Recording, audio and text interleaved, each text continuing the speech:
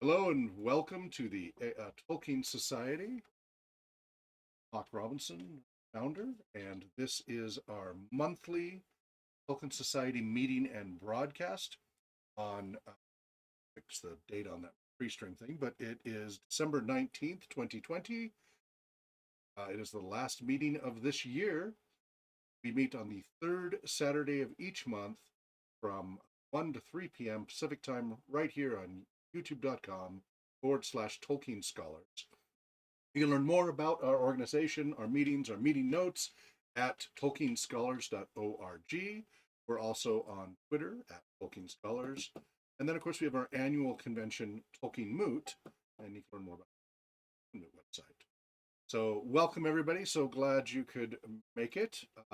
Brian, if you go ahead and have everybody introduce themselves one by one, and then we'll do the meeting minutes.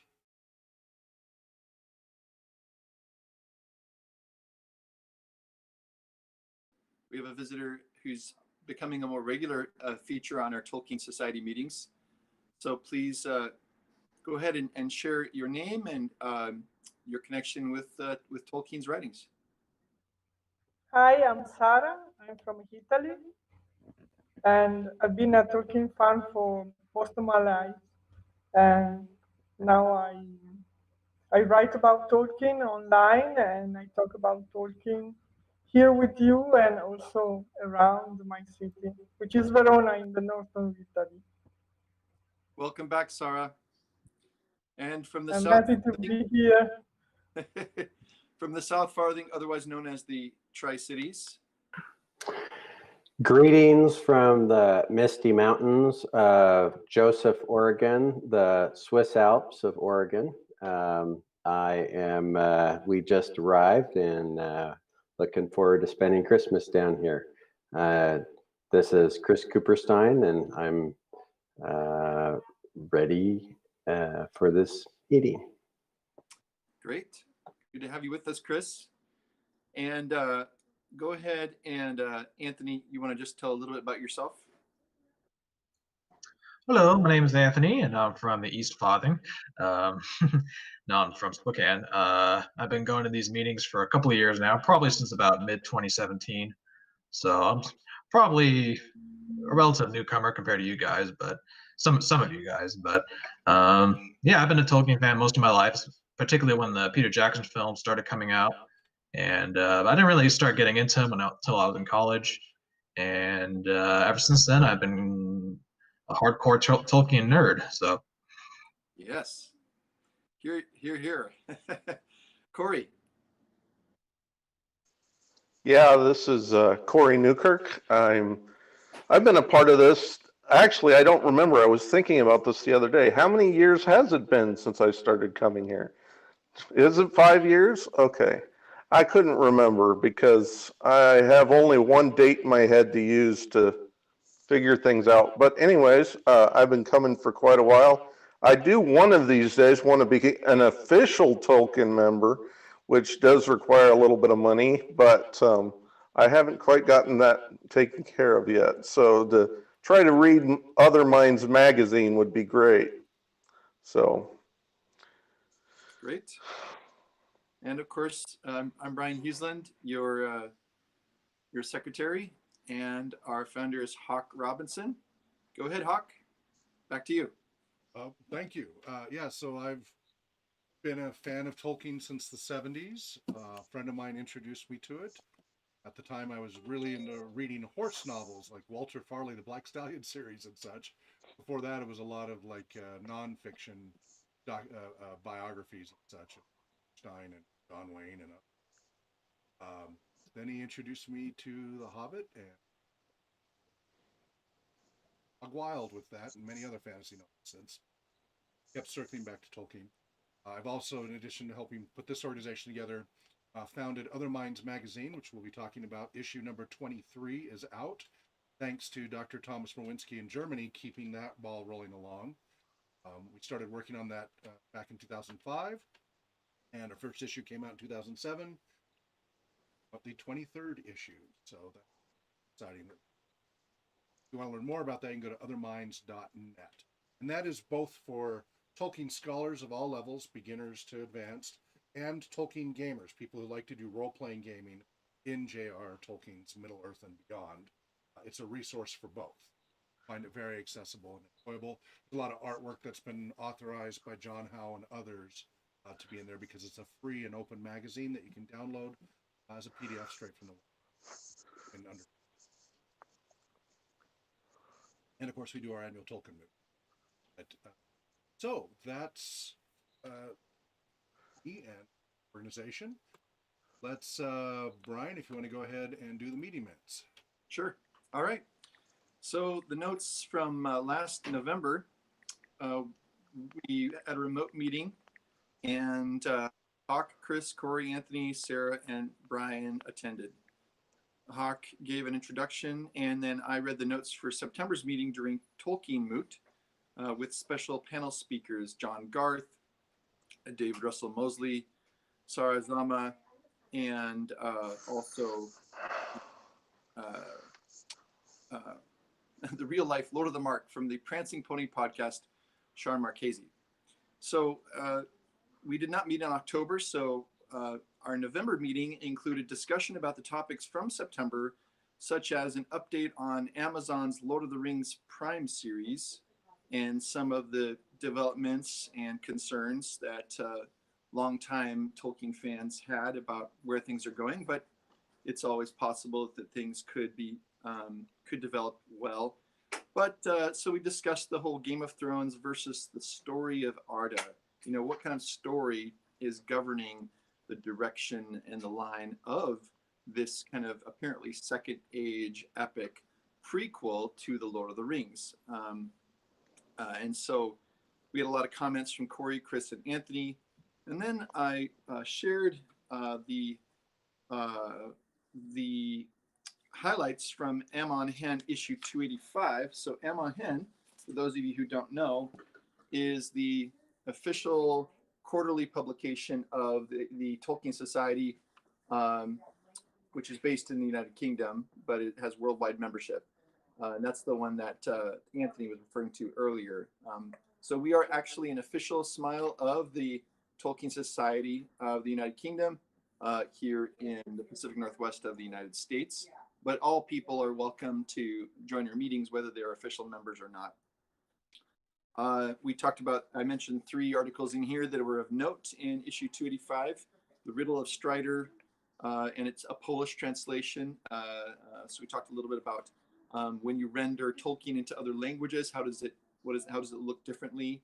The original translation versus maybe later on updated translations of things. There's an article on Gildor, Frodo and Bilbo, that's quite good. And then Tolkien Tabletop number 2, where they are working through a number of tabletop role-playing games that connect to Tolkien, a lot of them being card games, but hopefully our own Hawk Robinson will be able to share some things and get into Amon Hen, which I would love. Hint, hint. And then Other Minds Magazine, as Hawk just referenced, the new issue is out, and I think you said that's number 24. Is that correct? 23. 23. And I think we still need the link to that. So if you get a chance to Otherminds.net, I'll go ahead and post it here.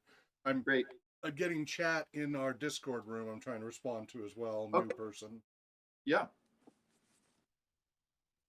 Did you want to read that out now? Sure.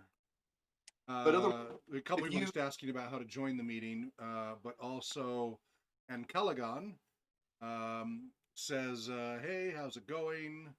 Jerry likes Tolkien. That was saying not bad, you, etc. And Callaghan says, just had a D&D run today in Adventures of Middle-earth over on their Discord. I said, great. And then I was sharing with them the Other Minds link. Such. Wonderful. That's good. I think Ian Callaghan has been on before. I think a friend of Jerry's, from Jerry Burns from England. Okay. Great.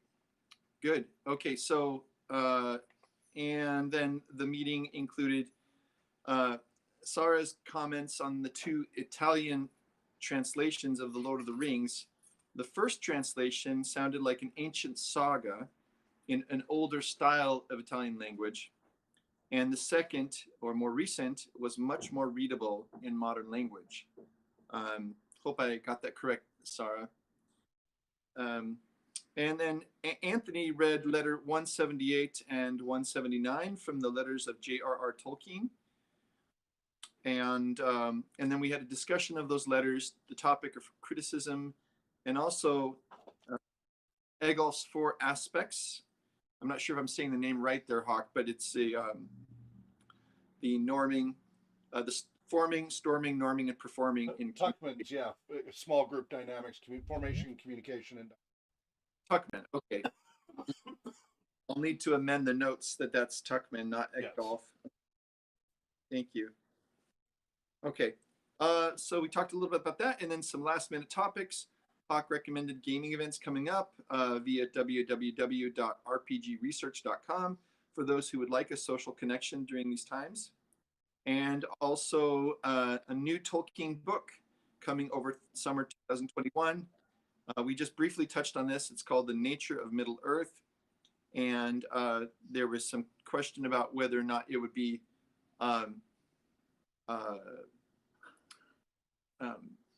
just one moment, please. Mercy, could you please talk to Irene? Could you call her? She's having trouble getting the gas cap off in the car. Thanks. Anyway, sorry about that. I was referring to how the publication, of course, is after Christopher Tolkien's death, and so the question is, will it be faithful to that, to the legacy of his father? And then we also talked about the fact that I think it's Hostetler, the one who's the editor, is someone that Christopher Tolkien kind of asked to be on that project before he died. So that was encouraging to hear.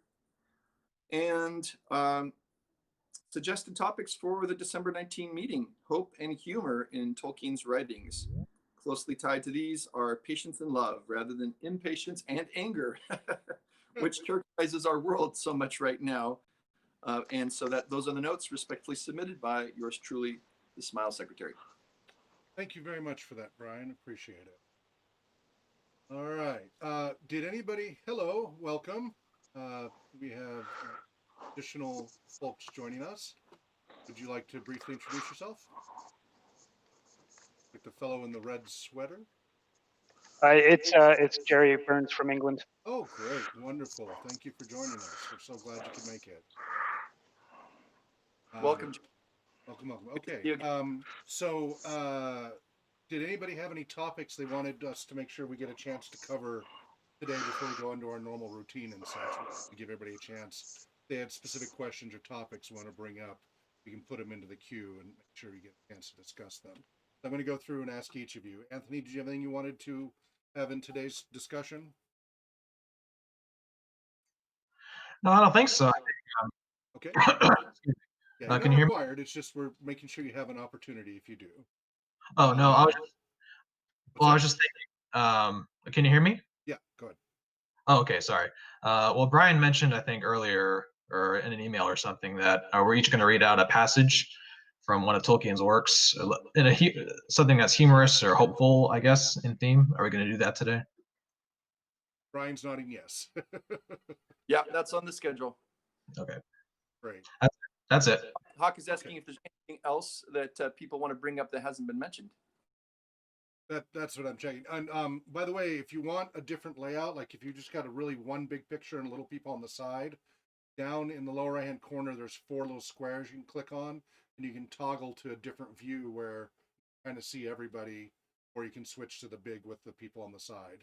Your choice for either layout, whichever you prefer. So you know. All right, Sarah, are there any particular topics you would like us to try to make sure we include in the queue today?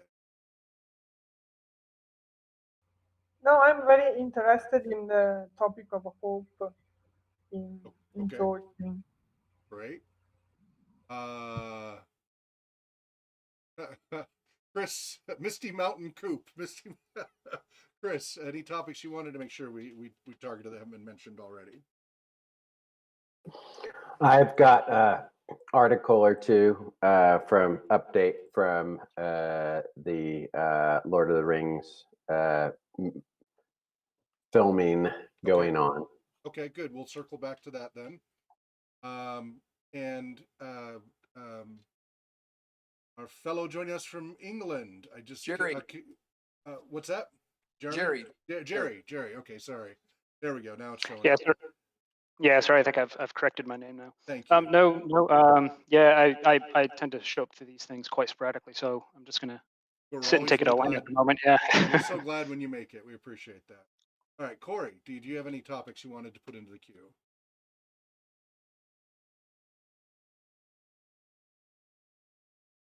You're muted. No. You can just shake your head no or nod your head yes. Okay. All right. Brian, anything else you wanted to add to the list?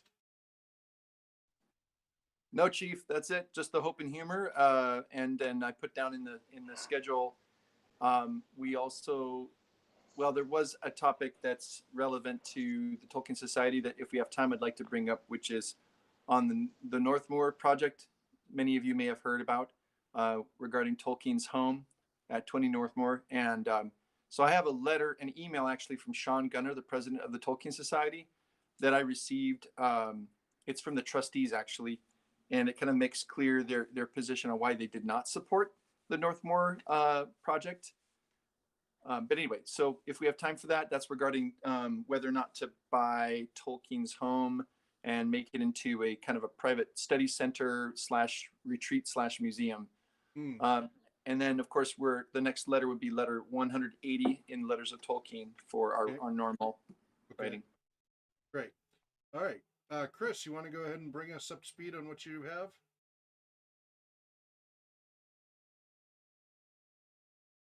Sure.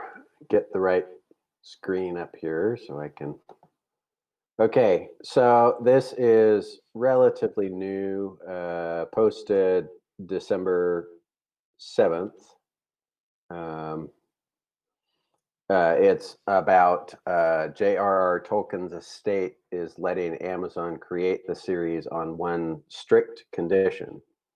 And the strict condition is that nothing created in the Peter Jackson, Lord of the Rings, or Hobbit franchises can be messed with, meaning the timeline and alterations that Jackson made cannot be altered.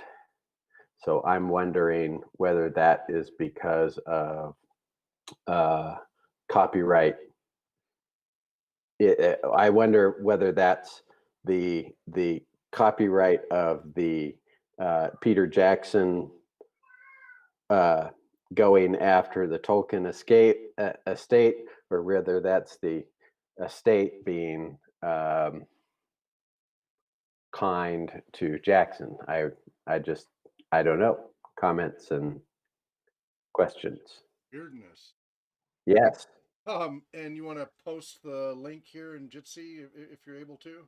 Sure. I'll have to find the actual. Okay. If you don't have it now, you can just send it an email to Brian. We can. Yep.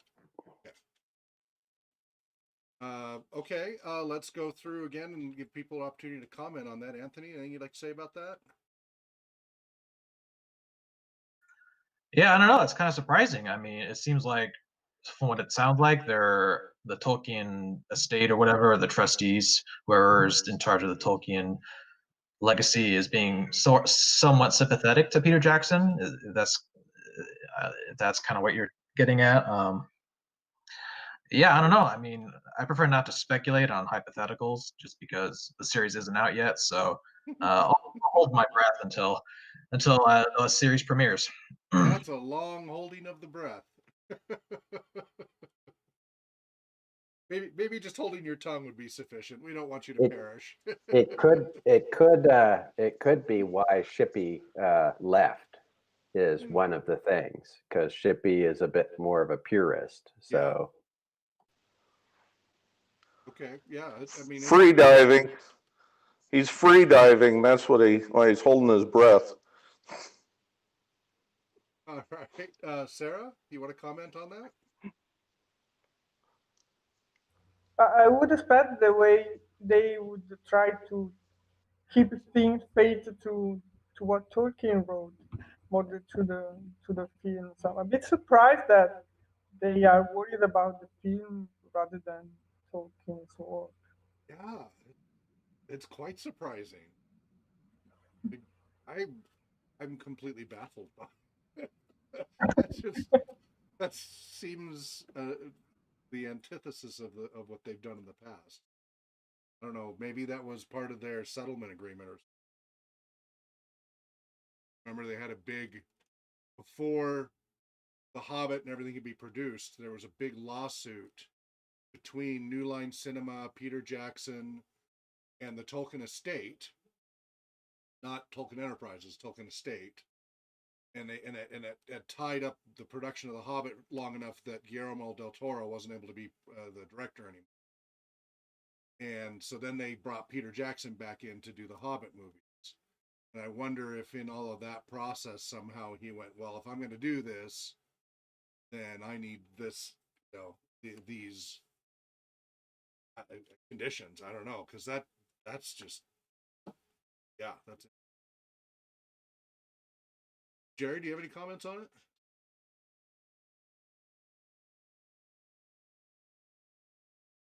Nope, audio. You're muted.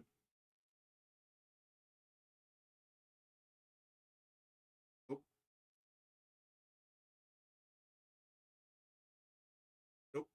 I'll let you fiddle with that. Keep fiddling with it. Brian, you want to comment on it? Yeah, we'll just till Jerry can hop on. I read that same article, Chris, and I took it a little differently. So now I need to go back and reread it. My understanding is that they were saying that the one strict condition was that it could not use anything from the first or the third ages, but only the second age, because that was a very specific allowance that they had made, that they can use anything in the second age, but not the first age, and not anything from the time period of the other movies, which of course were all in the third age. Yeah. And so that's okay. how I took it. That's a different kind of weirdness. Well, but it makes kind of a certain sense. Mm-hmm. But are you, Jerry? Are you able to? I don't know. Can you hear me now? Yeah, Yeah. we can hear you now. Yeah. Okay. Yeah, I can't really add much beyond what others Okay. have said. It is really surprising. Like everybody else, I would have expected them to approach it from the opposite angle. You know, Yeah. that they can't do anything with the material they've not already sold the rights for, which, as far as we all know, is The Hobbit and the Lord of the Rings. So I would have expected them to sort of say, you can, do what you like with the Lord of the Rings material and the Hobbit, insofar as you already have the rights for it. We can't stop you. Not that we'll necessarily agree with what you do with it, but we can't really stop you. But to say that they can't impede on what's been done before by Peter Jackson and co., that seems really strange. Yeah. Now, Chris got the link there, so you can actually take a look at it. I'm trying to find. It says one condition. Okay, strict instructions for Amazon's Lord of the Rings series. Because of Tolkien's estate, the campaign show will not be allowed to touch any of the time period in which Jackson's films take place, aka the Third Age of Middle-earth. The streaming service was given the rights to Tolkien's work as long as the show was only set in Middle-earth's Second Age, and so that's what fans are going to see. Okay. This, I think, comes back to the difference between the Tolkien estate and Tolkien Enterprises, now Middle-earth Enterprises, because they own different licensing rights. Not a lawyer, but I have had direct run-ins with these organizations. I know them a little too well. Not as well as Professor Chris Seaman, though, from Other Hands magazine, predecessor to Other Minds. So, just to clarify for everybody, in case anybody doesn't know, originally there was just, the Tolkien family owned all the rights, etc., Houghton Mifflin, all that. When back in the 60s, Tolkien wanted, the father, J.R. Tolkien, wanted to license some rights for some filmmaking and did license the rights to United Artists to make a movie. That fizzled out and never happened. The rights reverted back to the family, move on. Then around the time of Tolkien's death, Christopher Tolkien being the one in charge, sold the rights to Saul Zaentz company. Saul Zaentz is famous for getting book rights and turning them into movies, quite a few of them. And actually, I should maybe say infamous. Not the best reputation for how he has treated the authors of works and how the works have been treated, etc. But anyway, in the 70s, Christopher Tolkien, not thinking there would be that much value, gave over all of the everything except the book rights for The Hobbit and Lord of the Rings. All the content in The Hobbit and Lord of the Rings for worldwide distribution, ownership by Saul Zaentz company, which he then later formed Tolkien Enterprises, to create games, movies, swag, what have you. All of those rights except the books. They could not touch books, which came up in multiple lawsuits later, which I've talked about before. So, like, they made a game book that was in the size of a paperback novel, and they had to destroy all of them because the estate came in and said, "Hey, that's a book. You can't do that." They had to do it. They had to negotiate a separate license with the Tolkien estate and publish new ones for that game book. That was for Middle Earth Quest versus Tolkien Quest by Iron Crown Enterprises. So it's not the first time that you have a license given to Iron Crown Enterprises. I'm going to use this game example, to make Middle-earth role-playing back in 1981 or 84 or whatever it was. And as long as they were in the 8x10 adventure module format, they didn't care. It wasn't a book, it was a game. So then, like Choose Your Own Adventure books and things like that were becoming popular. And an offshoot of that were these adventure books where you actually had a character sheet and dice and such, but it was in the shape of a paperback book. And that was around 86. They came out with, I think it was Middle-earth Quest. It might be Tolkien Quest. I get them backwards. And they released several books, and then they were given a cease and desist and forced to recall and destroy all of those by the Tolkien estate, because the Tolkien Enterprises, now Middle-earth Enterprises, Saul Zaentz company, had given rights to games, but did not have the right to let other companies make books. And Tolkien estate saw the game books being in a novel format as competitive and confusing to their IP. So all those books, most of them were shredded, except for the few that had already been sold, which I have a few. Then Iron Crown Enterprises negotiated a new license with Tolkien Estate, Christopher Tolkien, not Saul Zaentz, to publish the replacement books. But by then, like, the popularity was fading and such. But they did a few books, which were then the Tolkien Quest books. I could have names flip. So that's one example where you have one company giving out a licensing, and then the estate stepped in and gave a separate license to a company that already had a license from the other company, right? It gets a little messy. Fast forward to the movies. The Tolkien Enterprises, now Middle-earth Enterprises, Saul Zaentz company, licensed Peter Jackson to do the movies. And they did New Line Cinema and all of that. And everybody's involved with that licensing to do the Peter Jackson Lord of the Rings movies, which could only have the content of The Hobbit and Lord of the Rings because it was through an Enterprises. It could not have material that was not in the appendices, at least, of The Lord of the Rings. The appendices were allowed, so that's how they could reference some of the other ages if it was in the appendices. But other than that, they could not reference the other material without getting a separate license from Tolkien Estate, and Tolkien Estate had no interest in giving Peter Jackson or anybody else that additional licensing. So they went ahead with that, and that's how those movies were created. Same time, game licensing changed as well. Iron Crown Enterprises was forced into bankruptcy and lost, it's a long story on that, and lost their Tolkien license so they could be freed up because they had a long license. And Tolkien Enterprises wanted to be able to start flipping it in 5-year increments. And so they, through shenanigans, forced Iron Crown Enterprises into bankruptcy. Everything had to be held in storage and then destroyed. And the whole Merp line after 19 years went away. Also, Other Hands magazine was forced to shut down as well, which was Professor Chris Siemens' magazine, which had been totally authorized by Laurie Battle and everything in the previous 8 years or so that it was a publication. So then they relicensed the game Decipher Lord of the Rings, which did not do very well because it really was half-hearted investment. And then it went into, the gaming license went into oblivion because nobody could afford it because the movies did well. Now it became a very expensive IP. Move ahead, they were going to do the Hobbit movies, and then there was the big lawsuits because now the Tolkien Estate stepped in and said, hey, we're supposed to have gotten a cut of the movies. Nobody in the public knew that. Everybody in the public assumed that license with Tolkien Enterprises, too bad for Tolkien Estate, right?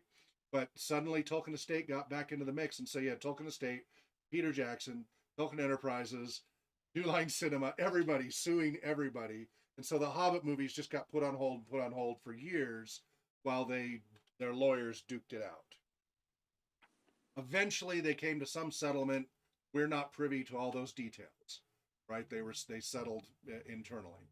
And then finally the Hobbit movies were made, but by then they lost Guillermo del Toro, so Peter Jackson came back and directed those. But, you know, we all have our opinions about those movies. So now here we are with the Amazon stuff. Tolkien Enterprises is now Middle-earth Enterprises, I think in part because it was causing so much confusion. That is still the Saul Zaentz company. They still control the licensing for everything except the books for The Hobbit and The Lord of the Rings and all the content therein, which all the Peter Jackson movies are licensed to. But Amazon, according to this, has a new separate license from the estate, not from Middle-earth Enterprise. But they're being explicit. It's basically a non-compete to Peter Jackson's license, right? Because if they get any of that material, that's under Middle-earth Enterprises licensing for making. Tolkien Estate cannot license that material. Only Middle-earth Enterprises can.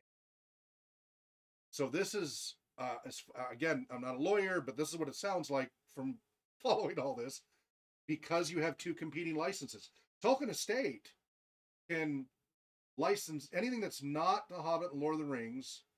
They can license all the other material to anybody they want, as much or as little as they want. Movies, material, games, whatever they want. They just haven't historically.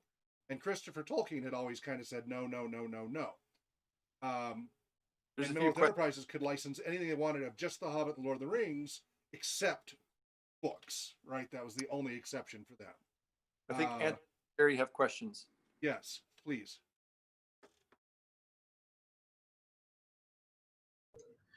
Yeah, I guess I'll go ahead first. So I guess I have a couple questions. Like, so what exactly is this series going to be based on? Is it going to be based on like the appendices to the Lord of the Rings? I mean, it's been a while since I've read the book actually. So do the appendices mention much of the Second Age? And also, I mean, they're not so they can't use any material from like the Silmarillion or Unfinished Tale. That's what's different about this. So Peter Jackson had that restriction.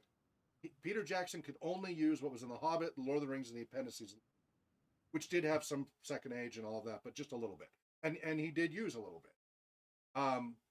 That's what Peter Jackson's content is limited to, and that's through Middle Earth Enterprises, Saul Zaentz. What this Amazon article says is it's the Tolkien estate who is giving Amazon the license to make movies, makes these shows on the Second Age only. They can't use The Hobbit or The Lord of the Rings or the appendices as their material because Tolkien Estate does not own the movie making rights to give Amazon that. Amazon would have to get a separate license from Middle Earth Enterprises for that content, and that would compete directly with Peter Jackson's engagement with them. So you've got a non-compete here that says, keep it in this box, don't use anything that Peter Jackson used. That's going to compete. That's what I'm interpreting from this, Chris. Does that seem clearer? I mean, it's a long story, but does that seem to make more sense? That to me makes more sense than what I was hearing at first. They're not saying you can use the Peter Jackson stuff. It's just that you've got two competing licensings. You've got the Middle Earth Enterprises Saul Zaentz license and the Tolkien Estate license. Middle Earth one, Lord of the Rings, Third Age, The Hobbit, Peter Jackson movies. That's all Middle Earth Enterprises. Amazon's going to be all Tolkien Estate license, completely separate license, which means they can only do the Silmarillion, Unfinished Tales, all of those things. And for some reason, they're saying the Second Age only, they can't do first, right? And because they're just trying to limit the license.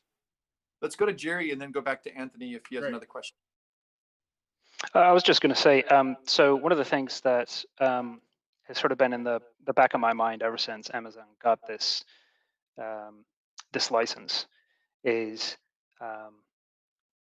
my expectations are very low, and they have been since from the off. And I don't know if that's just me trying to avoid.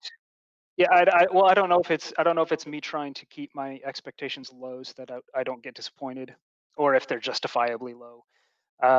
But one of the things that has intrigued me is the possibility of fresh blood in terms of direction, in terms of creativity. I got really excited. Well, when the Hobbit trilogy films were announced, I got excited, and when Peter Jackson came out saying he was not going to be doing them, I got a bit disappointed. But then they said Del Toro was coming on. I got really excited again. And then I won't recap what you've just gone over, but I came back to when Peter Jackson came back on board.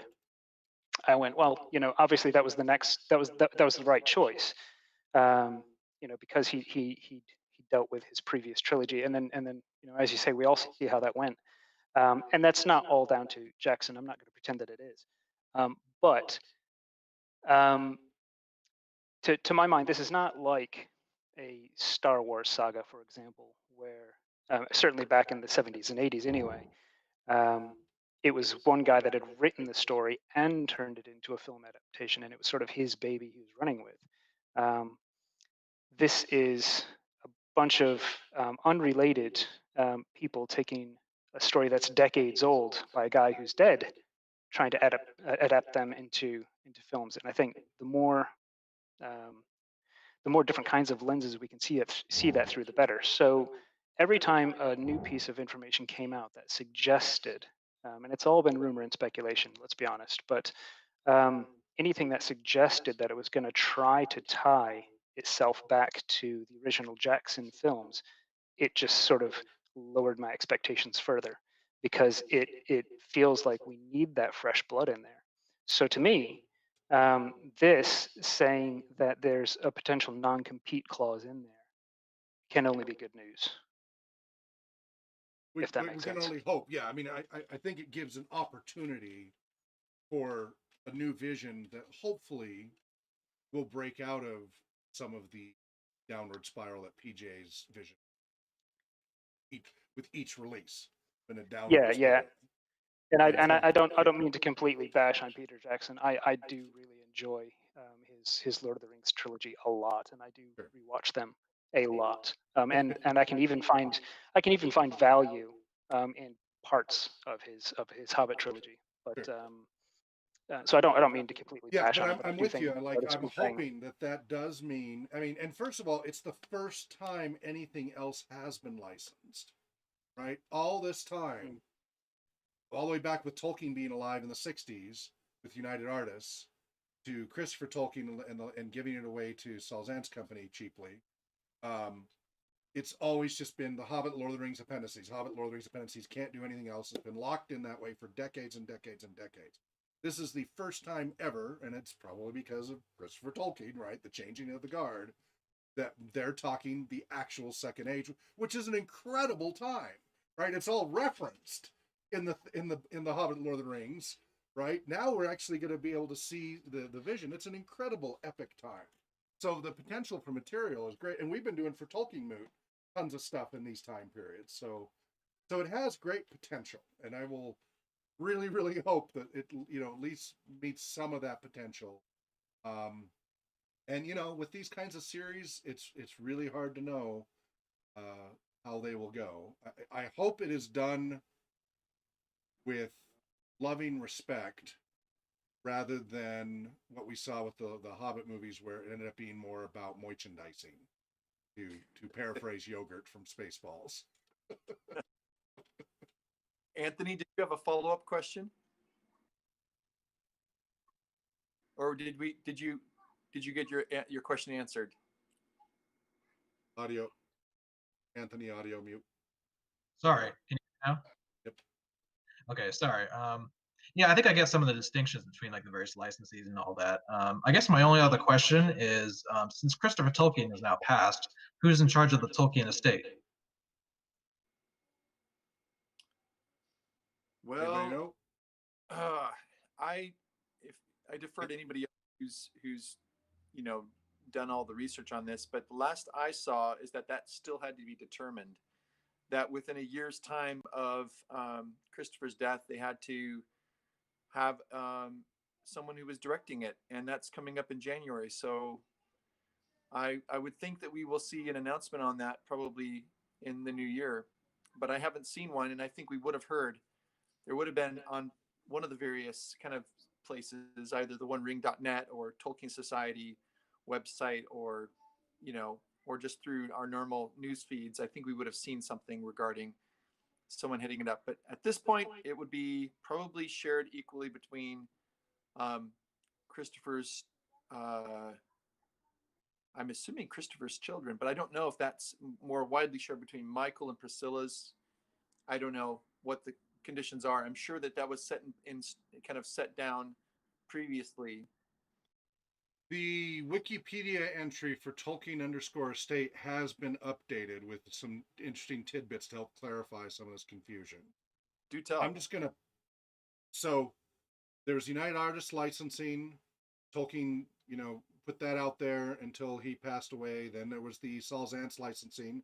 Salzance passed away in 2014, by the way. So, and then MGM now owns Middle Earth Enterprises.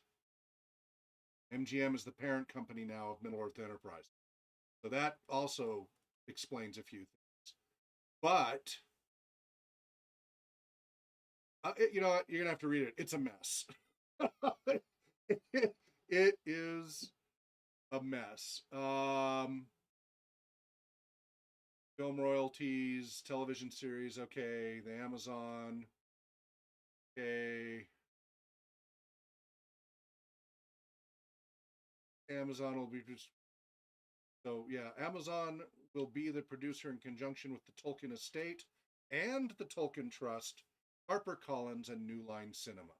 That's who's in charge of the Amazon, opposed to MGM and Middle Earth Enterprises.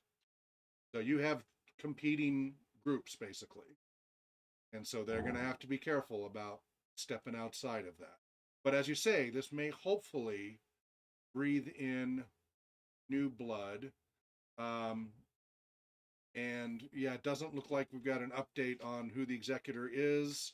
And yeah, hopefully they'll have that worked out in the coming year. So yeah, but anyway, so that's all really, it is confusing. Yes, it's a lot to deal with. But you've got some idea. But this is what we were really wondering though, is how are they going to do the Second Age stuff? That wasn't really clear. Now to me, that's much clearer because they have licensing from the people who actually own the books. And that's a more direct line, and that gives them a lot more potential over time. Can we think of a similar story IP that has been carved up between so many stakeholders? Yeah, because Star Wars got all unified, for better or worse. Usually doesn't go well when it happens. Maybe H.P. Lovecraft, because there's a lot of different people involved now with H.P. Lovecraft. There's the public domain stuff. There's the Lovecraft Trust. There's different game companies and movie makers who have done different stuff. So I don't know. It's certainly not as large. Go ahead, Sarah. Audio, please. There you go. So you think that they will use materials from the Silmarillion and from the history of Middle Earth? Where will they find the material for 5 seasons? That should not be a problem. If you look at the Silmarillion, just one chapter, some of those chapters span multiple generations, right? They're not going to spell out all the verbiage, but they lay the scenarios, right? Because Tolkien wrote the Silmarillion in a Homerian style that was a big picture thing that then the show can zoom in and fill in the blanks. So the Silmarillion, and Brian knows this, I have for decades wanted to create a Silmarillion series, animated, fan-based series of the whole Silmarillion series, all the way from the creation of the universe all the way through. And so I actually scripted out a lot of the Silmarillion and how it would be turned into an animated series, etc. And there is a ton of material. For example, the battles, right? He'll cover in one page the lead up, the betrayal, the things that lead to a battle, the battle finally happening, then after the battle, and all the bodies hauled off, and then the consequences of that battle, and that'll happen in a page. Well, that right there, that could be a whole season. What's that? Yeah, but I mean, they will have to create this material because in Tolkien writing there is only the idea, the general idea. So right. There will be a lot of creating, I think. Yes, exactly. And that's where we as role-playing gamers get it, because we take, Brian and I will research a topic for the topic of the year. Like this past year, we did it on Sword of Worth and the Fall of Gondolin. And Tolkien wrote a fair amount about Gondolin and such, and different rewrites and such, but we still had to turn that into an adventure that everybody could play through for a full day, right, for 12 hours of gaming, and work out all those details that weren't there. And so just taking that and then filming that is basically the next step in it. So the seeds are there, and then you have to have other writers fill it all in. And since they've got the blessing of the estate to do that, that has great potential. Again, if they get good writers and good directors and or it could all be terrible.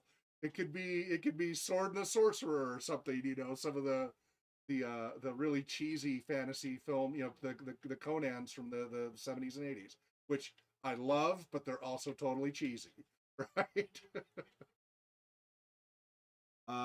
Dune is one that I don't know. I don't know the Dune IP. I mean, I know the books, but I don't know the IP stuff.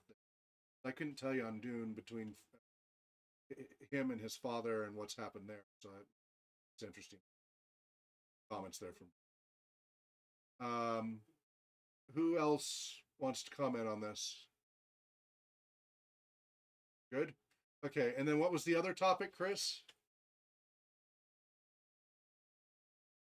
I thought you said you had 2 topics. I didn't have a second topic Oh, I as misunderstood. such. Okay. All right, then Brian, did you want to fit in your piece? Yeah, sure. I'll make this brief because I really am looking forward to people sharing either a funny passage from Tolkien or something that's very hopeful. But yeah, I just wanted to read you kind of, so for those of you who are not currently members of the Tolkien Society, this is what was it. So in a real short version, Tolkien's J.R.R. Tolkien's home in Oxford is up for sale again.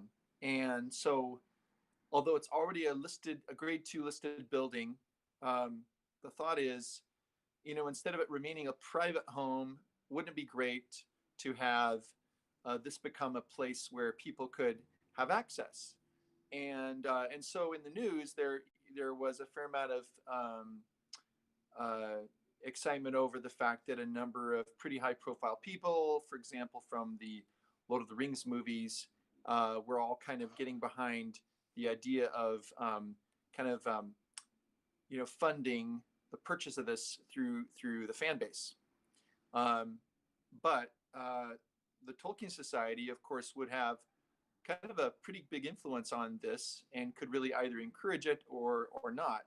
And so I found it very interesting to get this email from the current president of the Tolkien Society. So here's what he says.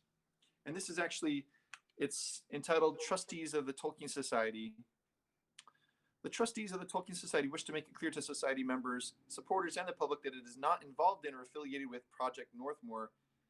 Project Northmoor is a separate company that seeks to purchase Tolkien's house. About 3 weeks ago, they approached our chair, Sean Gunner, asking him to take part in a promotional video for their campaign. Excuse me, he's the chairman, not the president. Sean asked Project Northmoor for more information about the project and subsequently shared that with all trustees of the society.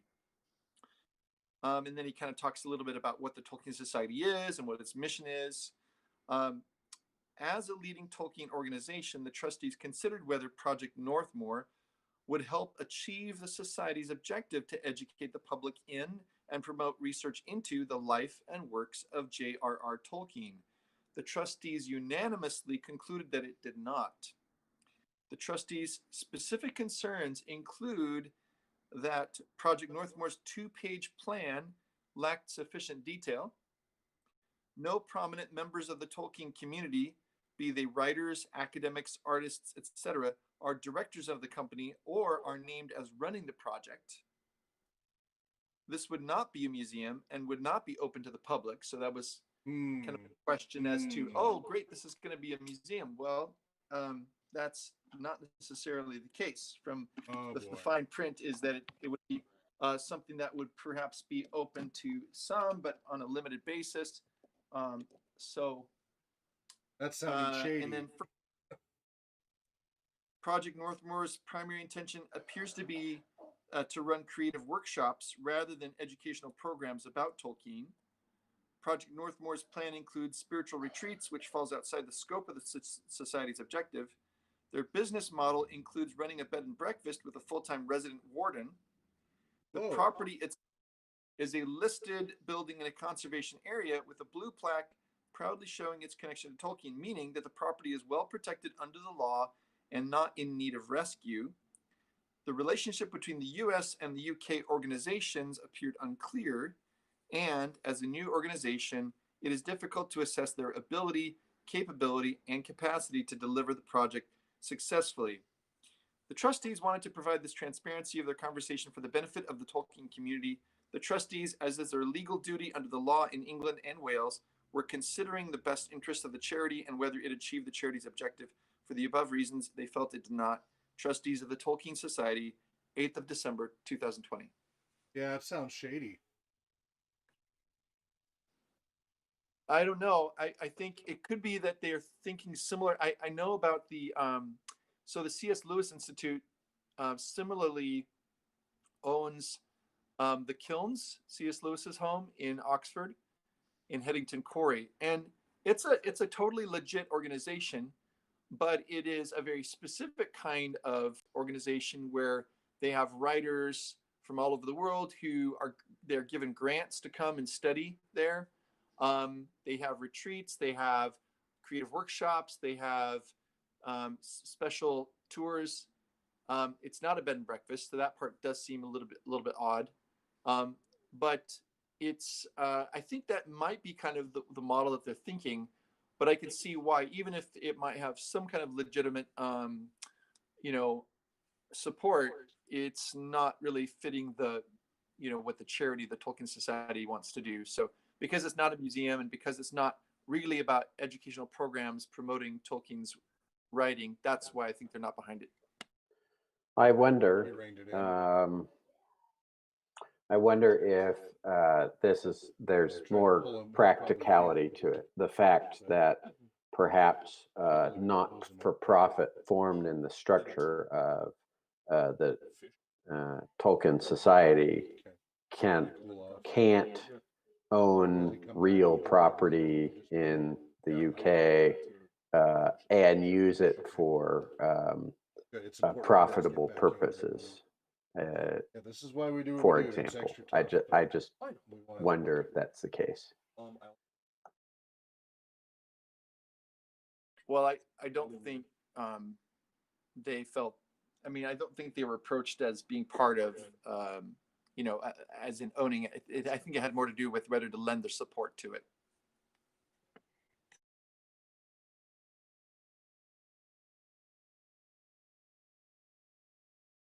Anybody else? Before we go on unless you have something else you want to contribute on this topic, ready? Yeah, Go ahead, Jared. there was, I can post a link to it in the chat here. There was an AMA, an Ask Me Anything on Reddit this past week with the founder of Project Northmore, which several members of the Reddit community took part in, asked lots of really good but really sort of hard-hitting questions, I would say. A lot of the types of things that you guys are asking yourselves here. What's the real push behind this? How well thought out is this? What sort of guarantees are in place? All these sorts of things. I asked a few questions in it myself, none of which I really thought I got satisfactory answers to. Like case in point, there was one about the property would remain a home full time, and it's like, well, what does that mean? Whose home is it? Who you are agreeing to buy a home for with your donation? And there's that could just be misinterpreting what they're saying. I grant them that, giving full Zoning benefit of the doubt. laws. It's probably a zoning Well, yeah, thing. yeah. It's been said that it has to remain Residential. I think Brian said that in as well in the bit from the Tolkien Society. It has to remain residential. But that all being said, it's how well is this being planned out? There's talk about there will be certain months of the year where it would be able to be opened up to the public for certain special events and days. And it's We do that here with Tolkien Moot. I asked the question, would it not be better to have something that's more purpose built, maybe in Oxford near the commercial center of Oxford, that people could visit all the time, and it's purpose built to your mission, and it's still within walking distance of the house. And that was sort of that if this doesn't work, then that's something we could maybe look at. I don't know. It feels like I feel like if I give them the benefit of a doubt, then I hope that they mean everything they say. But the information coming out isn't filling me with confidence.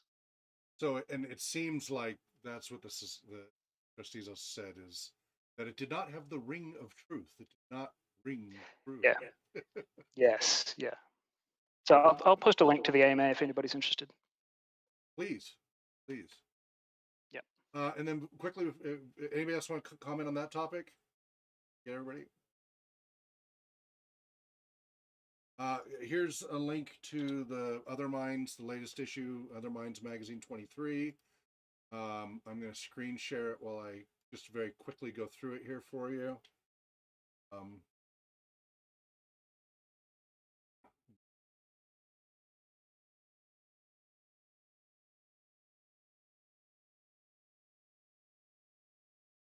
Anybody see that? Big dragon coming at you? Yes, no?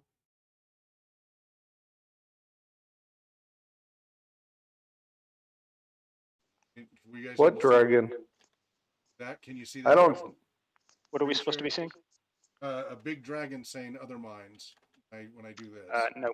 Nope. Nope. Oh, all right, let me try that again.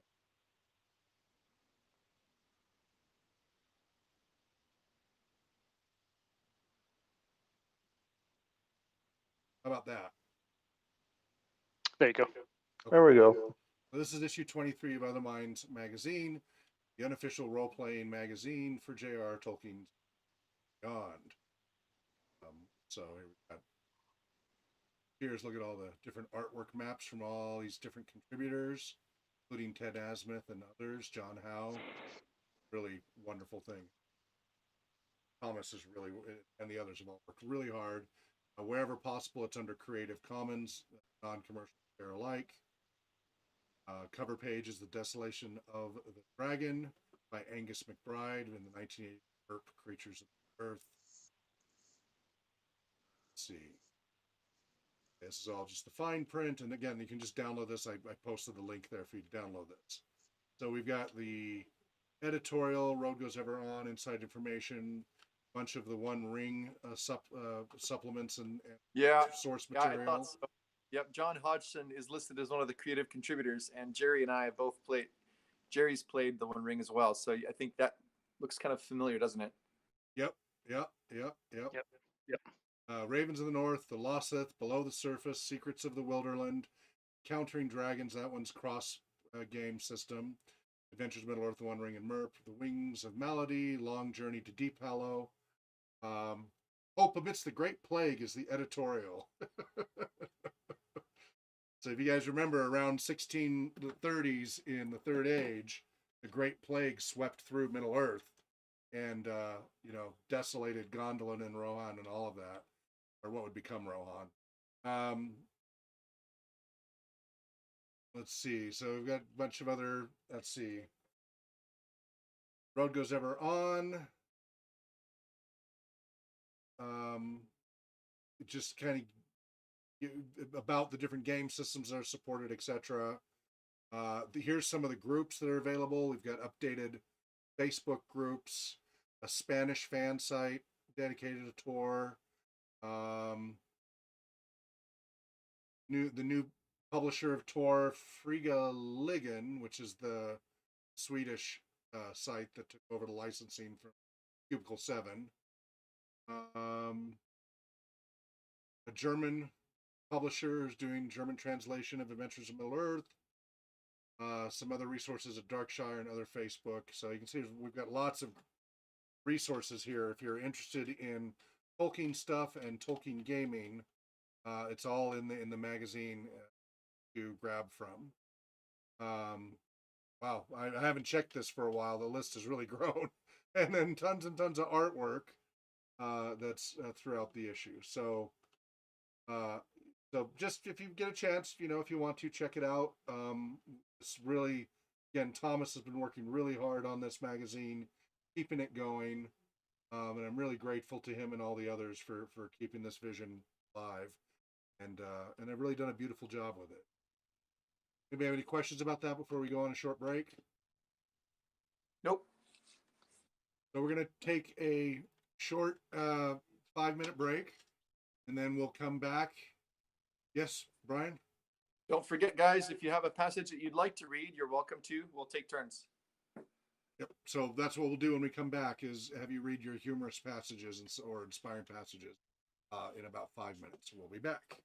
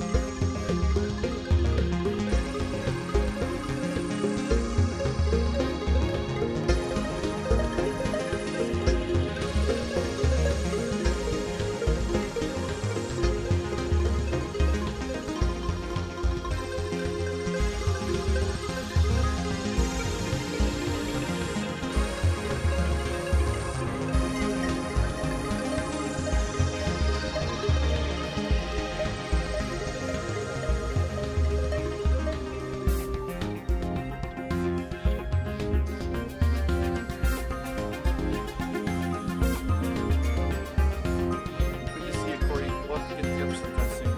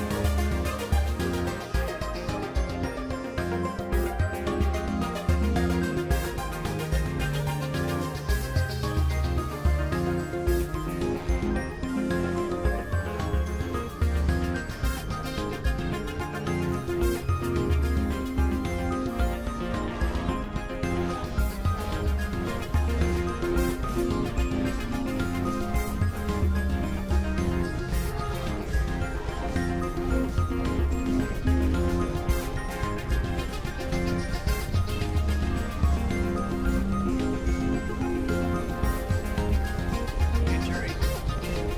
Are those that pub that we met in South Point? Are they still open or are they closed right now? Have you had your lockdown lifted? So we're not under lockdown, per se.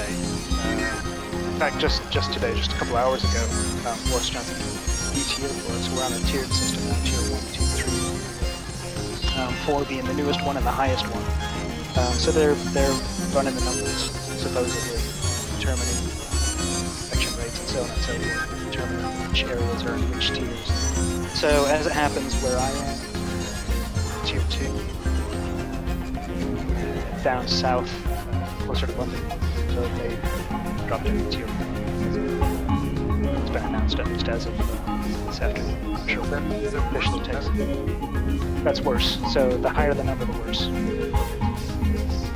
Your area is less affected. Now that the vaccine is beginning to be available, do they forecast that things will get easier for you in the next month or so, or will it take a little bit longer? I've not heard that, so I would expect it to take quite a bit longer.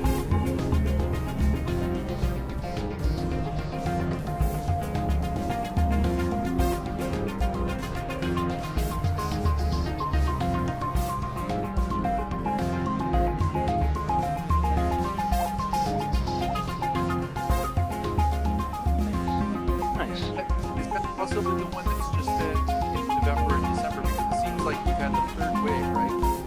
Or they're talking about a fourth one.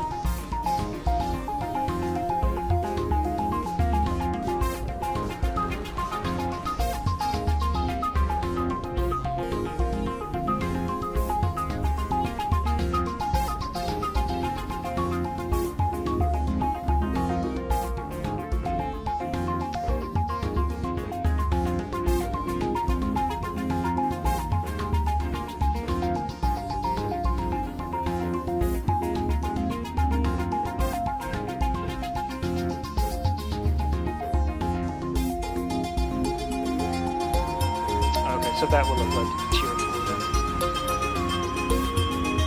So I guess I mean, I'm no biologist. My understanding is that, because I saw something about a new strain last week, understanding from that was the real important thing is whether or not it reacts differently to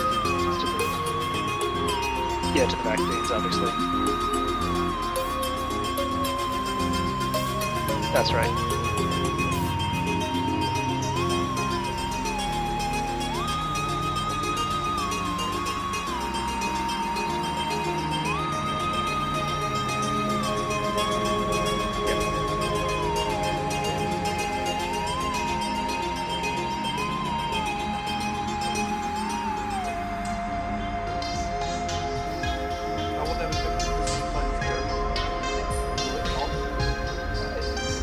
Well, at the moment, like I said, we're just here too. And we usually do quite a small Christmas anyway. So,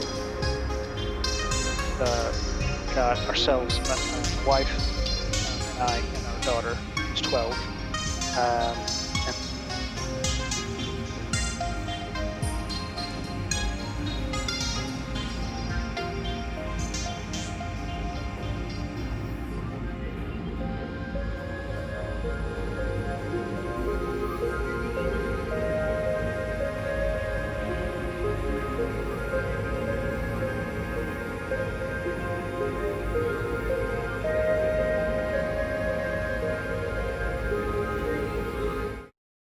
Hello and welcome back to the Tolkien Society, tolkienscholars.org, youtube.com/Tolkien Scholars. And we're on Twitter and not on Facebook though. We gave up in frustration with Facebook. So don't even bother. Tweet. For everywhere else, Tumblr and many others, but gave up on it. What would happen is I'd get around 2,000 or 3,000 followers for our Tolkien Society thing, and then Facebook would reset their terms of service and remove everybody and have to start all over again. I went through that 3 times. Went from nothing, built it up to 2,000 or 3,000 friends or what have you, and then they would reset it again and reset it again. And this is ridiculous. I haven't had that problem in any other social media. Anyway, we're back, and we're going to now, everybody gets to take a turn discussing their favorite little entertaining or intriguing passages. And Mr. Secretary, Supreme Secretary, why don't we start with you? Set the tone.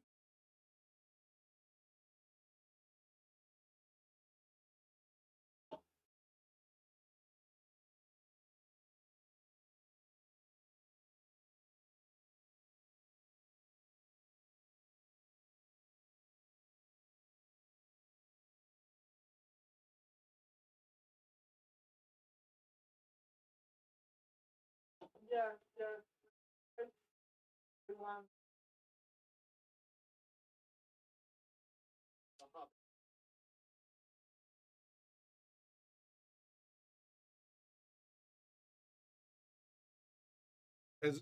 As long as we comment and such, yeah, it won't be a problem.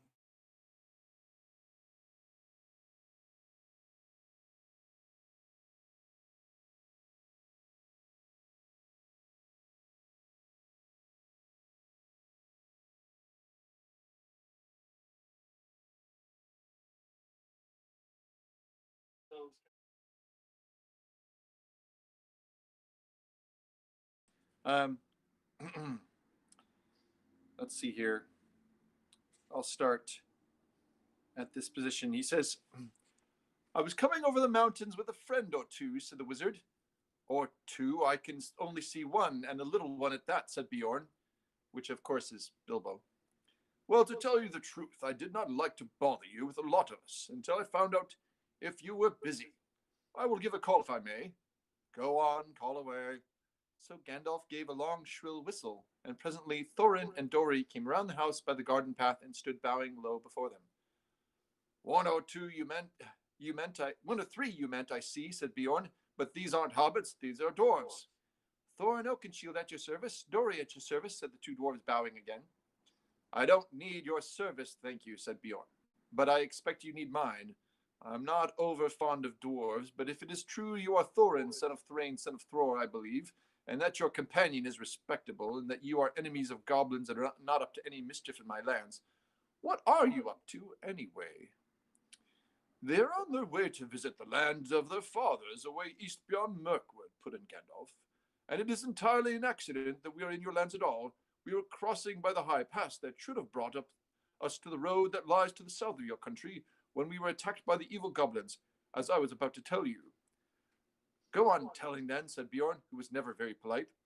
There was a terrible storm. The stone giants were out hurling rocks, and at the head of the pass we took refuge in a cave, the Hobbit and I, and several of our companions. Do you call two several? Well, no, as a matter of fact, there were more than two. Where are they, killed, eaten, or gone home? Well, no, they don't seem all to have come when I whistled. Shy, I expect. You see, we are very much afraid that we are rather a lot for you to entertain. Go on, whistle again. I'm in for a party, it seems, and one or two more won't make much difference, growled Bjorn. And of course, it goes on from there. Nice passage there. That's fun.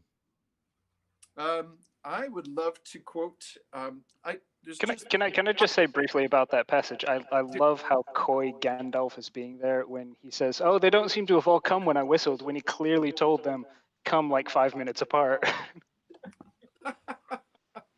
Well, and the whole thing by accident, he says it's by accident, but we know that Gandalf doesn't do much by accident. No, that's true. That's right. Precisely as he means to. I'm going to read from one of the Tolkien's writings that I think is most funny, and that's Farmer Giles of Ham. And I'm going to read a part where Farmer Giles has said that he will fight the dragon. And it says here, hooray, they shouted. That will learn him. Master Aegidius has given him what for. Now he will go home and die and serve him right and proper. Then they all cheered again together. This is after Farmer Giles has shot his blunderbuss at the giant. But even as they cheered, they took note for their own profit that after all, this blunderbuss could really be fired. There had been some debate in the village inns on that point, but now the matter was settled. Farmer Giles had little trouble with trespassers after that. When all seemed safe, some of the bolder folk came right up the hill and shook hands with Farmer Giles.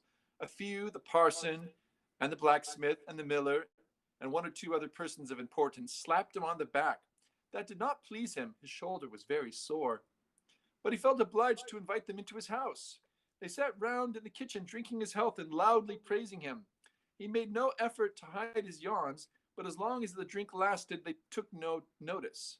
By the time they had all had one or two, and the farmer 2 or 3, he began to feel quite bold. And when they had all had 2 or 3, and he himself 5 or 6, he felt as bold as his dog thought him. They parted good friends, and he slapped their backs heartily. His hands were large, red, and thick, so he had his revenge.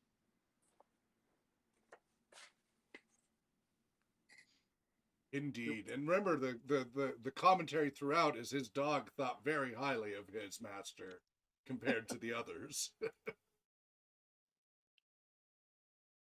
You just have to start wondering what Tolkien thought about having visitors, though. You know, What Tolkien thought about what? having visitors. You know, considering the Yes. unexpected party, and then considering Farmer Giles. He had his curmudgeonliness.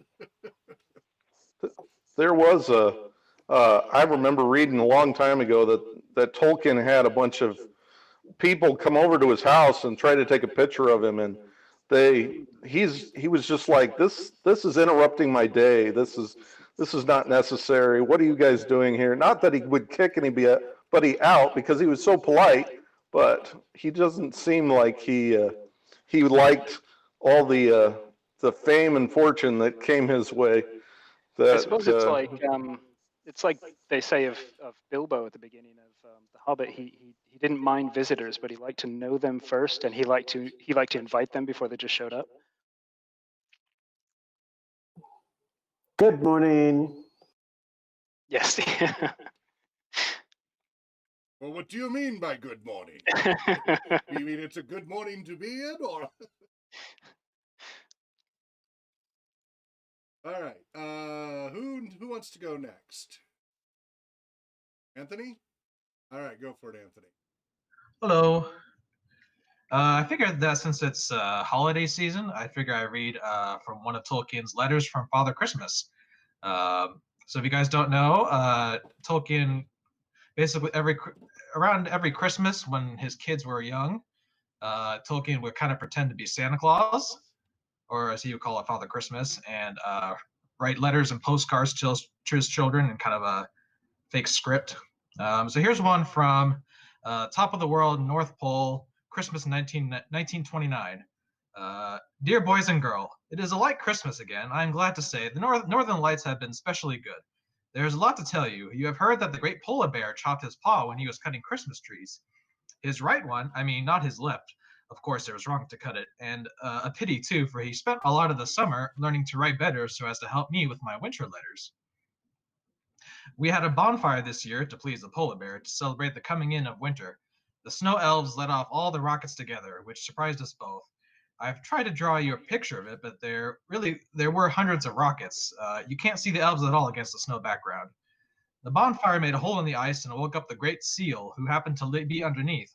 The polar bear let off 20,000 silver sparklers afterwards, used up all my stock, so that is why I had none to send you. Then he went for a holiday to North Norway and stayed with a woodcutter called Olaf and came back with paw all bandaged just at the beginning of our busy times. There seem more children than ever in England, Norway, Denmark, Sweden, and Germany, which are the countries I especially look after, and of course North America and Canada.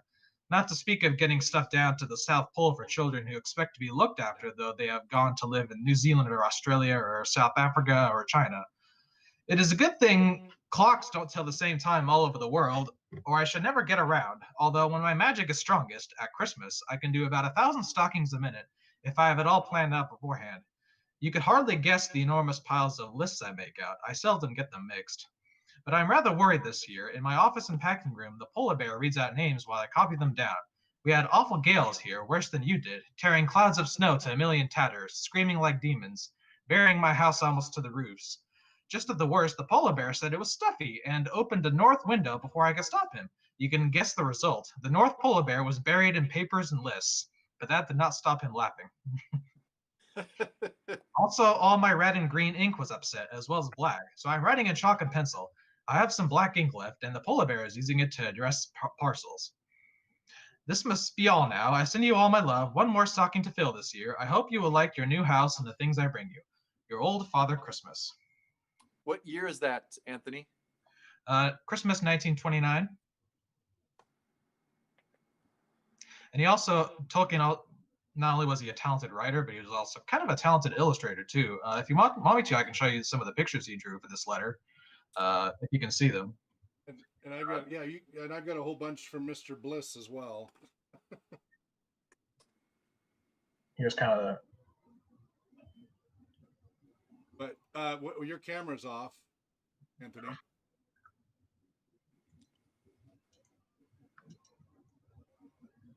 Is it on now? No. Try. What you have to do sometimes is refresh your browser when that happens. Just reload the page and log in, and then it'll probably work. Okay.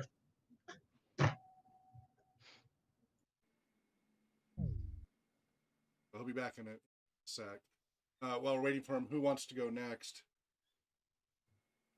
Go on, then I'll give you one. I'll give you a bit of Pippin. Okay.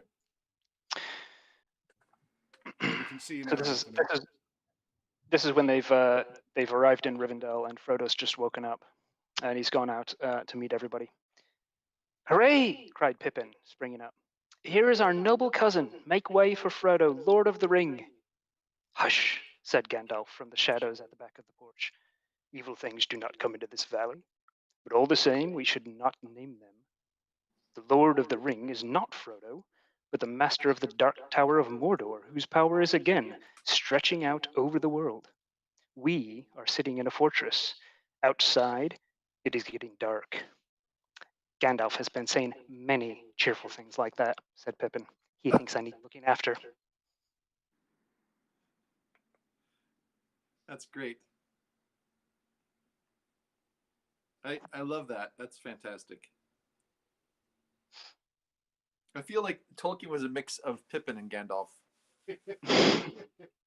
That particular dichotomy was, I think, my daughter's favorite when I read her the book 2 years ago.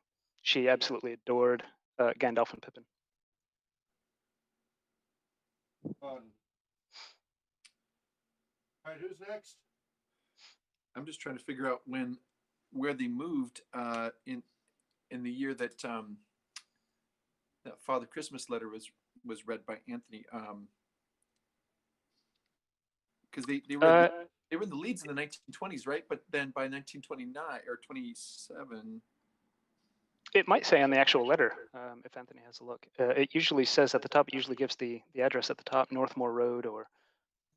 Well, these are letters from Father Christmas, so Tolkien, of course, wanted to remain anonymous. Sure, but, yeah. But yeah, it's 1929, so it's possible he could have moved to Northmore Road by then. Can you guys see my video or no? Yes, we can see you Yeah, now. yeah. Okay. You guys want to see the illustration that Tolkien drew while we're waiting? Yeah. Yes. Can you see this? Yes. Yeah. Oh, yes. I still need to buy that book. I know Chris has Fantastic. been telling me for years I need to buy it, and I need to get around to it next year. You need to buy it for the benefit of your two youngest. Yes. It gets surprisingly touching at times. There's the Yeah, the Father Christmas stuff's awesome. letters that he writes during, I want to say it's World War II, and there are comments that Father Christmas makes about how there are children in the world right now who are, not getting the presents they otherwise might, or he's run out of supplies because of the war effort and things like that, and you realize what his children must have been experiencing during that time, and he's coming up with a way to come up with a narrative frame around why things are a little bit different this year, and it's a little bit heartbreaking. Yeah, absolutely. I mean, I think, and I know you know this, Jerry, but for a lot of, and most Europeans have a bit more understanding of this, but I had no idea until I lived there how in, for example, the United Kingdom, the normal like items for purchase weren't available until the 1950s. I mean, it took almost 10 years for there to be bananas and oranges and things like that just to be able to buy them. So you had your rationing and all that. Must have been very difficult at times. But this, of course, is before World War II, so perhaps had more to do just with their own personal circumstances. It turns out that they were living at 22 Northmore Road at the time, and they just moved in 1930 or 1929 or so to 20 Northmore Road, which is the same home that people are trying to buy. So apparently that's what it's referring to. Thank you. Thanks, Jerry, for reading that. Who wants to go next? Can I go next? Sure. Okay. So I don't know how much of you guys read. I don't know if this is Two Towers. I think this is The Return of the King. Theoden and the Rohirrim are lost, kind of, and they're going to have trouble getting into the city. And Gonberry starts helping them out, and Theoden says in despair that all is night, and Gon replies, "No, it is all dark, but it is not all night. When sun comes, we feel her, even when she is hidden. Already she climbs over east mountains. It is the opening day in the sky fields." And I just think it's interesting. The idea is that daytime may be obscured, the day may be obscured, the darkness might make it hard to be oriented, because they were disoriented because they couldn't see the sun east or west, and they had to trust Ganberry Gan to get them to Gondor. And I just always love this passage because it's just so, to me, it's just so deep, because the idea that there's something going on in the background that we don't see, that's good, that's working, and the sun hasn't been extinguished by the darkness. Yeah. Yep. No, it's really good. You could even take that all the way back to the Silmarillion with Húrin fighting all the orcs and shouting, "Day shall come again, day shall come again." Well, once they got the sun and moon up where Melkor couldn't knock them down again. Yeah, fair. That did take them a few trials to get that one done. But by Huron's day, they would have had that, so that's good. Yeah. Yeah, that is something. Is it okay to do one that's more of a biography of Tolkien, or does it need to be a writing of Tolkien himself? Oh, I think it's fine if you find something funny or what I inspiring. find myself quoting from time to time. Sure. Those of you who know me better know that I have a colorful past in my years involving vehicles. I was a mechanic and souped up very fast cars and had a colorful past. Let's just involving a lot of vehicles. I lost my driver's license for a number of years and cherish it greatly now that it's back many years later. And I have a fair number of vehicles. And also, some of you know, I have a little bit of a theater background and such. So this is a two-parter. It's from the Tolkien biography, Michael White one. But there's the automobile part's my favorite part, but I just want to lead up to it. It's a little bit of his theatrics. We've already heard about when you come to his class on, when he starts out reading Beowulf in the native tongue, right? Very, right? So these are just some examples of his colorfulness. Right, reserved British Oxford Don, and then he does these silly little outbursts that are a lot of fun. Which, you were talking about Pippin versus Gandalf, right? This kind of, I think, covers that. What made Tolkien such a good teacher was his exuberant personality. Although it has to be said, he was very hard to understand when he was lecturing. Right? Many people commented how he'd run on blah blah blah blah blah blah blah. It'd be very hard to hear. He didn't always enunciate. He could be introverted, even insular at times, but he was a natural communicator, whether it was on a one-to-one basis, such as in his tutorials with students at home, or with an audience like those he held spellbound during lectures on such an arcane and complex subject as Anglo-Saxon. This was summed up well by the writer Desmond Albro, who, many years after the event, recalled how, as a young man, he had met Tolkien in his study in Northmoor Road. Was a professor, Albro wrote, who looked like a professor.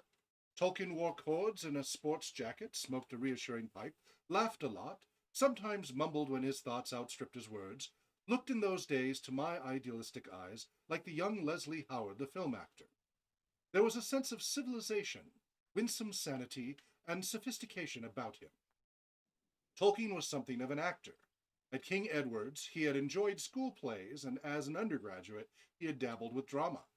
In the clubs and societies of which he was a prominent member, he would proudly deliver a speech, enter a debate, or read a sample of his own fiction without any sense of inhibition. And as an old man, he even enjoyed recording himself reading in Elvish, although they wrote Elfish here, using an early home tape recording system. And I have those recordings both on cassette and on phonograph, and even some early songs sung there and such, Christopher Tolkien and such. Did you say cassette tape? Yes, cassette tapes. Yes. And phonographs, LPs.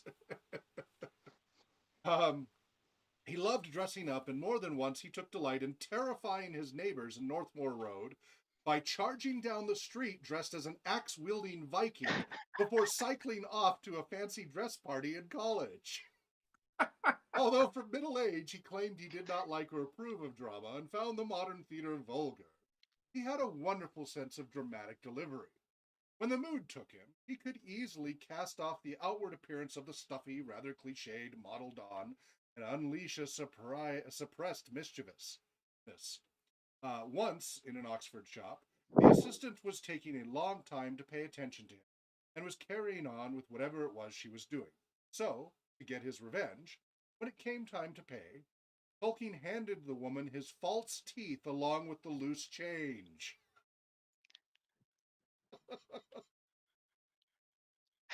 during a brief period of the 1930s when the family owned a car. Tolkien proved to be, at best, an erratic driver. Their first car, nicknamed Joe, just J-O, after the first two letters of his registration number, was a Morris Cowley built just a few miles from Northmore Road at the Cowley car plant. Tolkien had a series of minor accidents in the car, but they were enough to convince Edith she would be safer using public transport, and most of the time she refused to get into the car with Tolkien when Tolkien was driving. Most frightening was his habit of ignoring traffic signals and when crossing a main road, simply heading for a side street without looking and yelling, "Charge 'em and they scatter!"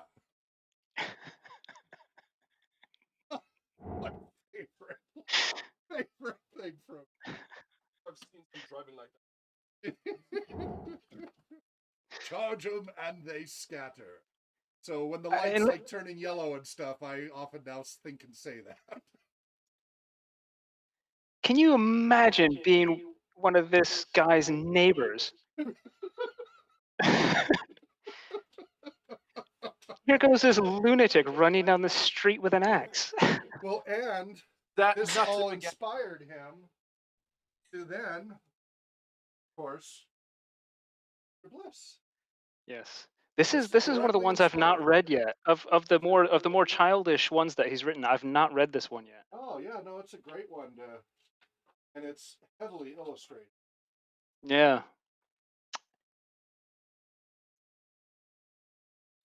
I believe there was a few years ago a big wide formats version of it made. I'd like to get a hold of Yep. that one. Mr. Bliss got into the motor car and started off. Soon he asked himself, "You going to, Mr. Bliss?" "No, Mr. Bliss," he answered. "Let's go and visit the Hawkinses and give them a surprise." "Very well," said Mr. Bliss to him. "Very well."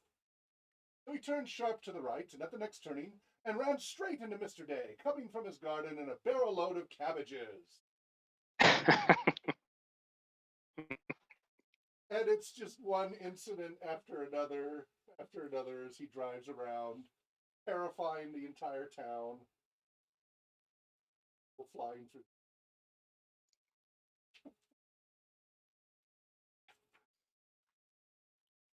That's Maybe great, a Hawk. picnic.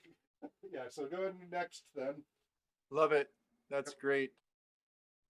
Is there anybody who would like to read that hasn't yet? I suppose I could go. Please. This is from Fairy Stories. The consolation of fairy stories, the joy in happy ending, or more correctly, of the good catastrophe, the sudden joyous turn, for there is no true end to any fairy tale. This joy, which is one of the things for which fairy stories can produce supremely well, is not essentially escapist nor fugitive. In its fairy tale or otherworld setting, it is a sudden and miraculous grace, never to be counted on to recur. It does not deny the existence of discatastrophe or of sorrow and failure. The possibility of these is necessary to the joy of deliverance. It denies, in the face of much evidence, if you will, universal final defeat, and insofar as evangelium, giving a fleeting glimpse of joy, joy beyond the walls of the world, poignant as grief.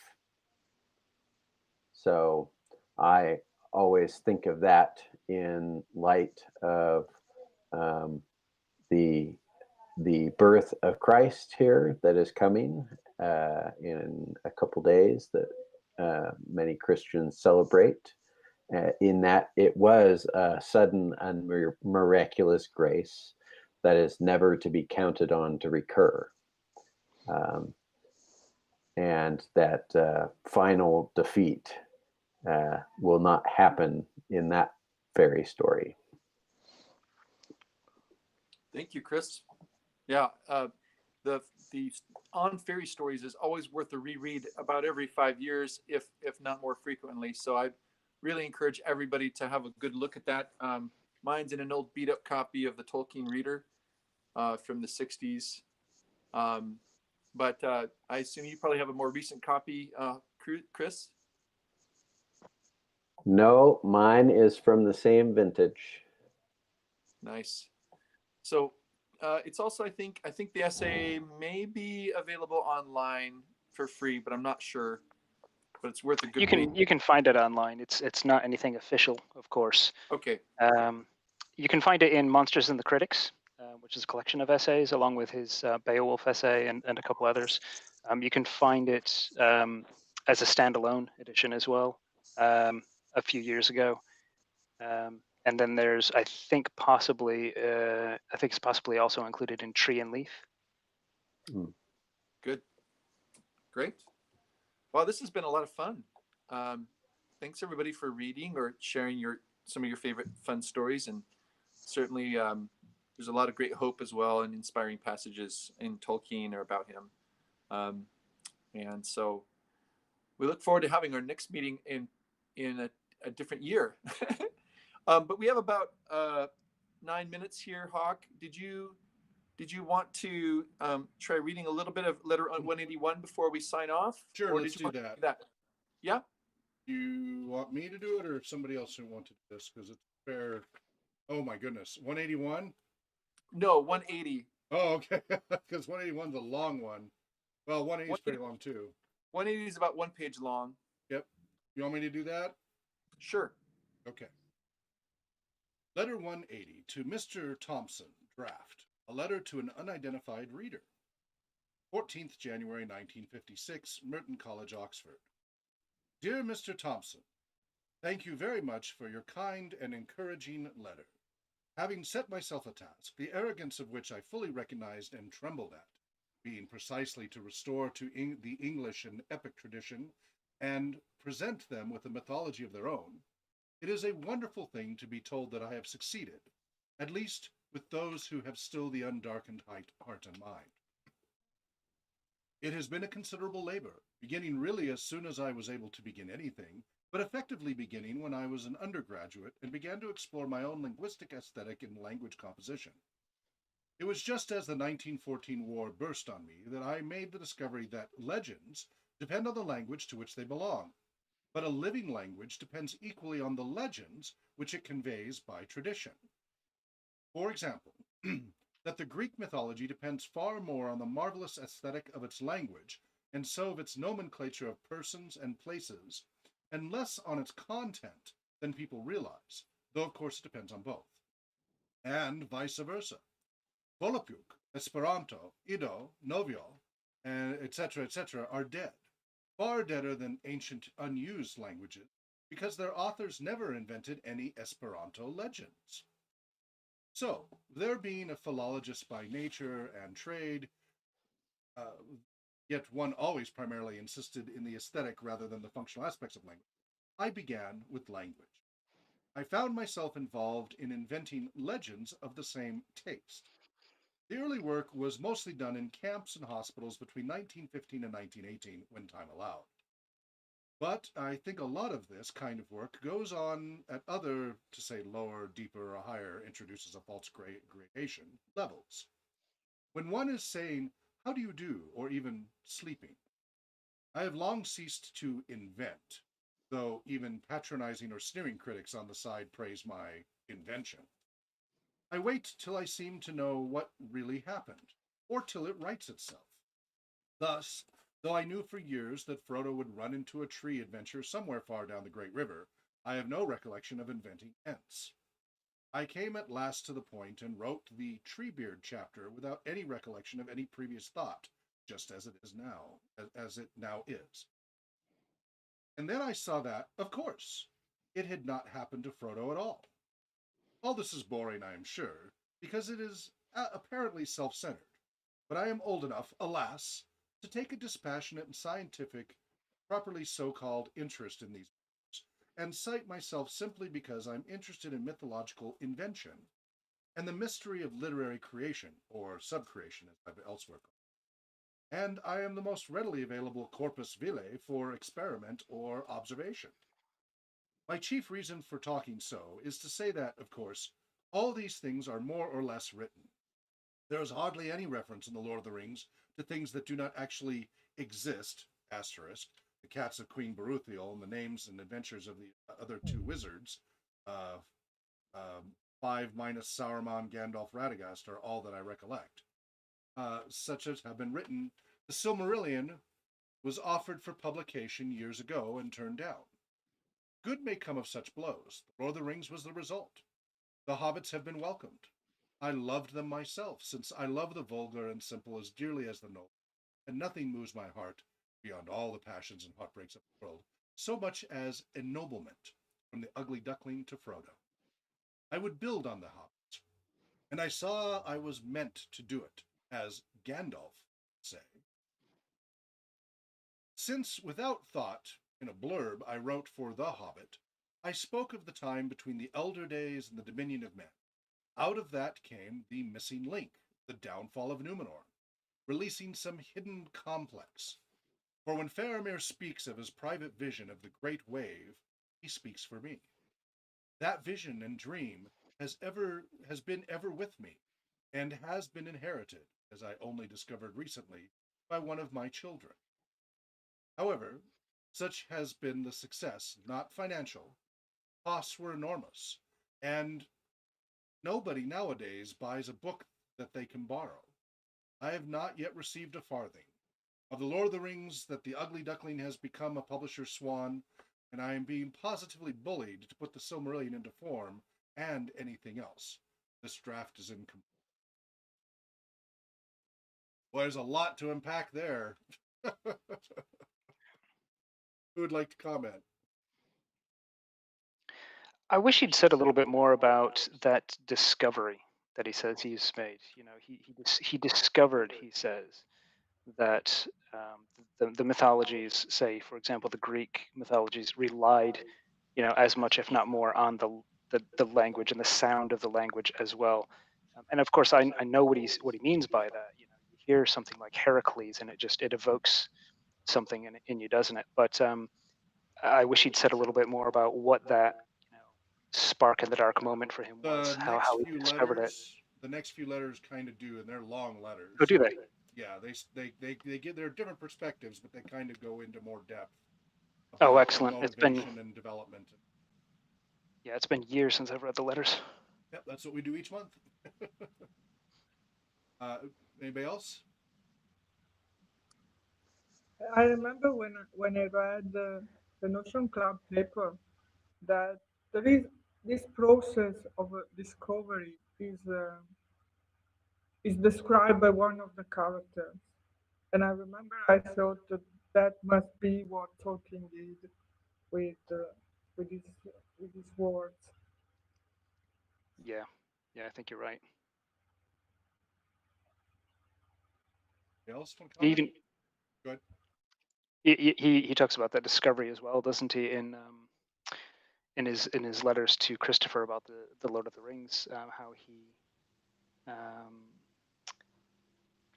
Faramir is the one that springs to mind. I think he said it of Strider as well, but Faramir springs to my mind. I found another character, and I'm sure I didn't invent him, and I didn't even want him, though I do like him. Yeah, he walked into the story.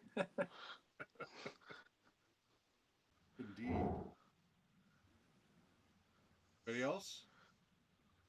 I just love the fact that this is where he shares about how, I think it's Michael who shared the same dream of a great wave. I think that's right, yeah. Yeah, that's so evocative. And wasn't it also Michael who lost his little dog that ended up becoming the story? Roverandom? Yeah. It's interesting too that he said once he'd written down the story of the wave, he never had the dream again.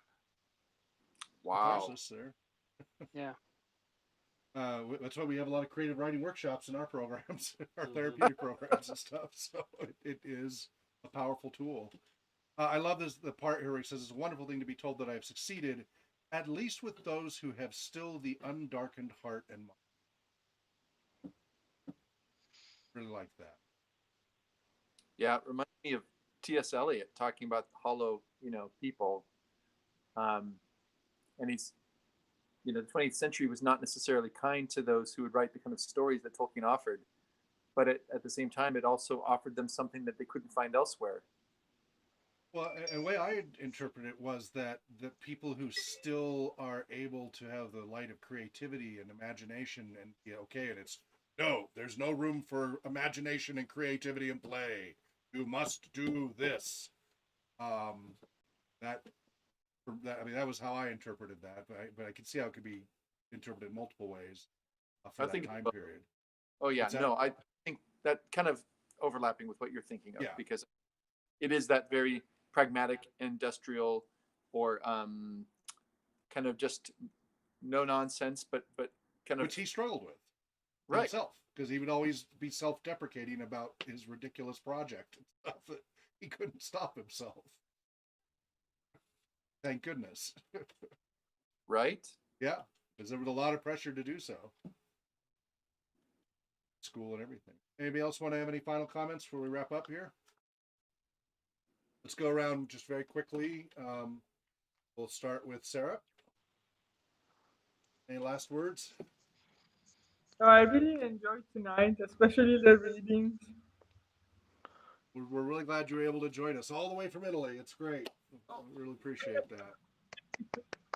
Good time zone difference and everything. Really appreciate it. Let's go with Jerry in England. Yeah, no, I had a great time, guys. Thanks. So glad you could make it. We really appreciate it. And then the Misty Mountains Coop, Chris. Yes, I have enjoyed the inspiration and thoughts from today. Thank you so much for joining us. Anthony?